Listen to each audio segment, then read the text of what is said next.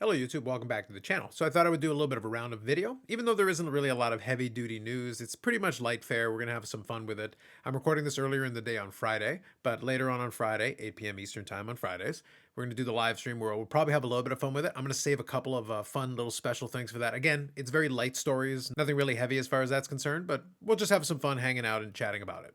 Anyway, so I wanted to get into a couple of different things. So I'm going to share with you an excerpt from a live stream that I did over on the PSA Canada channel. Usually I don't talk about it too much on the channel, but those of you who do follow, I do host a show on there, and it's also my Instagram here. So I host Hobby Talk with PSA Canada. So we did the episode last night. And on the episode, actually, Luke, as part of the stream, we were chatting about it. And just before we went live, he mentioned that he happened to have the case of the cup with him.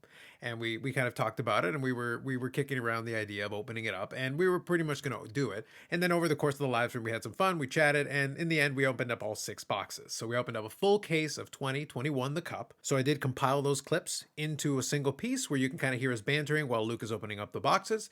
So I have that for you, and I'll include a link to it in the description. So here it is. And basically, you can check it out on the PSA Canada website, but I'll include a link directly to you if you want to see or curious about 6 tins of the cup. So 6 tins is one full case of the cup, and you can watch Luke take his chances on what can be described as nothing more than a gambling product, because at this point, you got to be a breaker in order to do it. But if you want to check it out and have some fun hearing kind of how this went, and I was doing it with a live chat as well, so that's included if you want to live vicariously through somebody else's money and also have a little bit morbid curiosity of what they pulled out of the 6 boxes. Now, next up here, like I mentioned, it's mostly light fare. This one came across the other day, and I just thought it's fantastic. And we're going to spend some more time chatting about it on the live stream, but this one just made me shake my head a little bit. So PaniniAmerica announced that Hasbro and PaniniAmerica are going to partner up to bring NBA Prism trading cards to Monopoly in a new board game, launching on April 16th, 2023. So coming up here. The full story is included in the blog. I'll include a link to this Instagram post so you can check it out for yourself. It's basically what it sounds like. It's a version of Monopoly, but you can obviously get cards that can be used as part of the game. So here you can see 4 cards per pack, 6 packs per box. Collect or use with the Monopoly Prism NBA Edition game. It's cross promotion.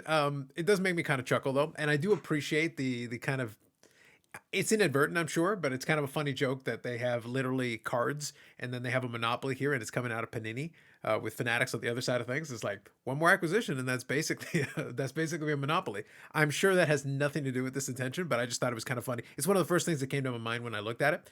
As a cross-promotional thing, I think it's cool. I've talked about on the live stream a number of times that this is something that I think should have happened a little bit more the last couple of years, especially the last couple of years, taking advantage of it. One of the big ones we talk about is not necessarily a board game, but one of the ones we've discussed that would have been a great way, if you're so keen on having kids in the hobby, quote unquote, one of the classic ways of doing it was through various food products, putting cards in cereal or putting cards in various food products that they could get anyway. It was one of those ways that, hey, it just gave you an excuse. It would help cross promote the product.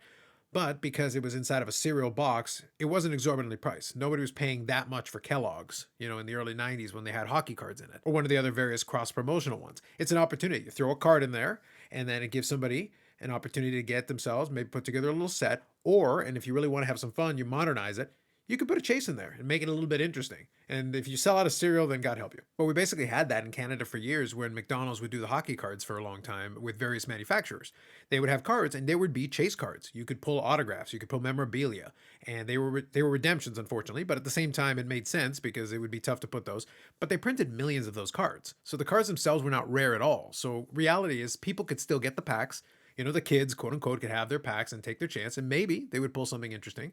And then, of course, you had the adults who would kind of have a conversation with the McDonald's manager and get themselves, a case, a case or 2 or 10, and take their chances at trying to put together master sets and also put together the various inserts that came out of it. But regardless, cross-promotional things like this are fine. I just think it's funny having the Monopoly one in here. But at the same time, it's interesting, and it is something a little bit different, which is good.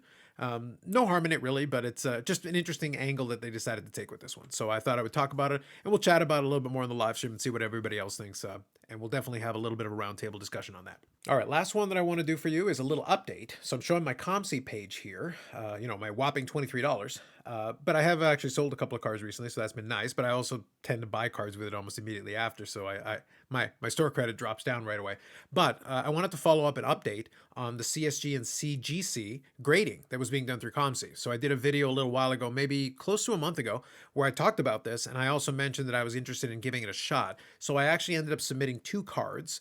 And I did this through various means, and I want to give one little quick update as well. I want to mention that in the course of doing the original video, I misspoke when I said that you actually had to put it through the elite processing. There are instances where you do have to do that, but not in every case. So if you buy a card on COMC and it's already in the platform and it's been there for a while, then it's fine. If you submit a card, it can be fine. It just depends on whether it's at the external warehouse or not. So this, I think, applies mostly to Canadian submitters. So like for us, it gets basically put into the system, but then it's sitting in an external warehouse. So there's a little bit of a time delay there. So you don't necessarily have to put it in for the elite, but you do have to wait a little longer. However, if you buy something on COMC on the platform right away, and it's just there, as long as it's not a stock image, so that applies for the EPAC thing. If it's a stock image from EPAC, then you would have to do the elite processing first. So I think that's $2 from COMC.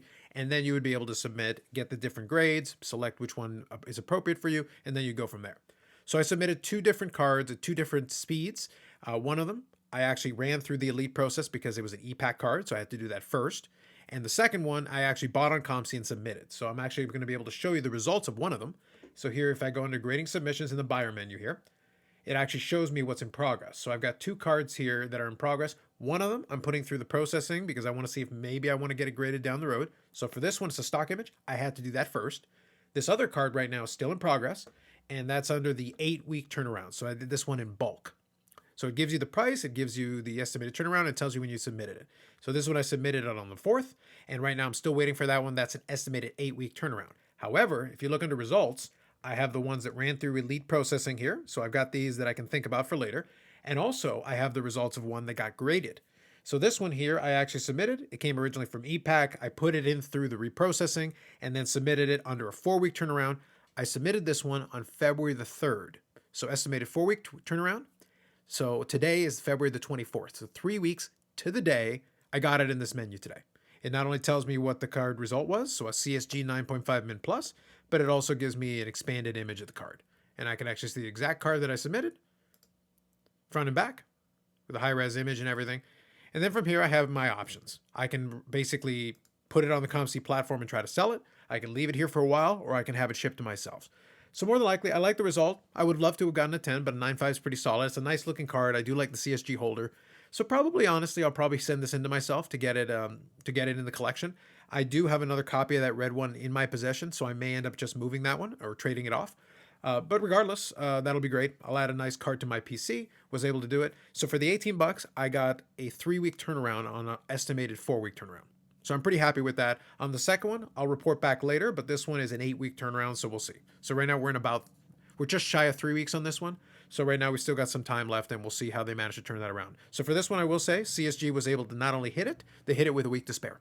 So very impressive. 3 weeks to the day, $18 grading, not too bad. I can't really complain. So I'm pretty happy with it. So nonetheless, that's kind of my update on that piece, and I'll give a further update down the road when the other one goes through. And I'll report back as time goes on and how I'm feeling about that service. But I liked it for what it was. For a card that's probably going to end up in my PC, I'm pretty happy with it.